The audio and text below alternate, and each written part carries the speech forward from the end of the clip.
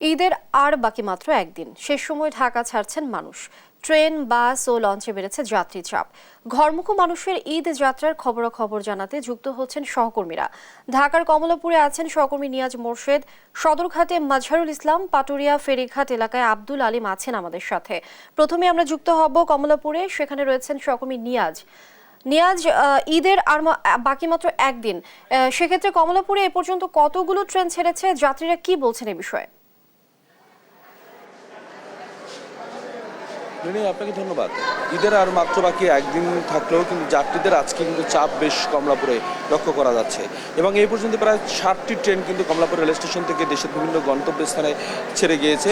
আপনাকে একটু বলে রাখি, এখন মধ্যে আমরা ট্রেন শিডিউল বিপর্যয়ের কোনো খবর আমরা এখনো পাইনি, তবে আপনার যাত্রীদের কিন্তু বেশ চাপ রয়েছে। সেটি আপনাকে যদি দেখাই যে এইটি কিন্তু আসলে এক ধরনের মহুয়া কমিউনিটার, এটি কিছুক্ষণের মধ্যেই ছেড়ে যাবে এবং এটি আপনার হলো লোকাল ট্রেন এবং এই ট্রেনের আসলে স্টার্নিং টিকিট বিক্রি করা হয়েছে এবং সেই টিকিট কিন্তু আসলে আমরা যাত্রীদের কাছে অভিযোগ পেয়েছি, তারা আসলে অনেক বাড়তি দামে আসলে টিকিটটি কিনেছেন এবং আপনাকে কিন্তু দেখাই এটি কিন্তু আসলে ছাদেও কিন্তু প্রচুর মানুষের কিন্তু আসলে ভিড় রয়েছে, যারা আসলে টিকিট কেটেও আসলে ভিতরে তারা জায়গা পাননি বসার, তার সেই কারণে তারা আসলে বাধ্য হয়ে ছাদের উপরে উঠেছেন এবং ট্রেনের ভিতরেও কিন্তু আসলে আপনার প্রচুর ভিড় রয়েছে এবং অনেকেই আসলে টিকিট কেটেও নির্দিষ্ট সিটে কিন্তু তারা বসতে পারেনি।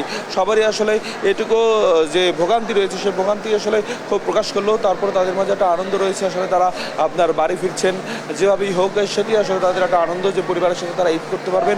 এটির কারণে তারা আসলে এই ভোগান্তিটাকে একেবারেই উড়িয়ে দিচ্ছেন এমন একটা বিষয় কিন্তু আমাদেরকে তারা বলেছেন। এবং আপনি দেখছেন এর আগে কিন্তু একটি ট্রেন ছেড়ে গিয়েছে, সেটি কিন্তু আসলে আন্তনগর ট্রেন, সেটি তো আমরা দেখেছি আসলে ছাদের উপরে মানুষ উঠেছে এবং এই প্রতিটি ট্রেনেই কিন্তু আমরা দেখেছি আসলে ভিতরে জায়গা না পেয়ে অনেকেই কিন্তু আসলে ছাদের উপরে মানুষ হয়েছে এবং আমরা দেখেছি প্রায় ভোর 1টা থেকেও রাত 1টা থেকেও কিন্তু আসলে এখানে এসে অনেকে এই কমিউটার ট্রেনে আপনার যাত্রা করার জন্য কিন্তু এখানে এসে অবস্থান করেছেন এবং তারা টিকিট কেটে আসলে জায়গা পাওয়ার জন্য তারা 1টা থেকে এসে এখানে অবস্থান করেছেন, কিন্তু তারপরও অনেকে আছে আপনার ঠিক নিজের জায়গা মতো আসলে তারা বসতে পারেননি।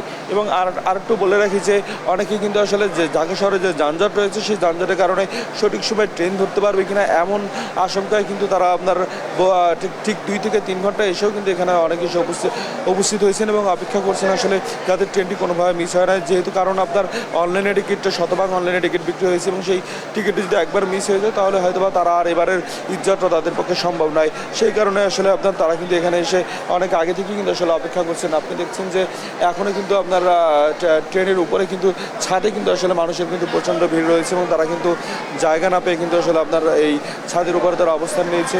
এবং আপনাকে আরেকটু বলে রাখি যে প্রতিটা ট্রেনে কিন্তু আন্তনগর থেকে শুরু করে আমরা সব ট্রেনেই কিন্তু আমরা একই অবস্থা দেখছি, কিন্তু সকাল থেকে এখন পর্যন্ত ছাদের উপরে কিন্তু মানুষ উঠছে এবং যদিও রেলওয়ে কর্তৃপক্ষ কিন্তু আসলে কিছুটা ছাড় দিচ্ছেন এক্ষেত্রে, কারণ সবার বাড়ি যেতে হবে, ঈদে পরিবারের সাথে ঈদ করবে, সেই কারণে। লিনিয়া, এই ছিল আমার কাছে কমলাপুর রেল স্টেশন থেকে সর্বশেষ তথ্য। নিয়াজ, ধন্যবাদ আপনাকে।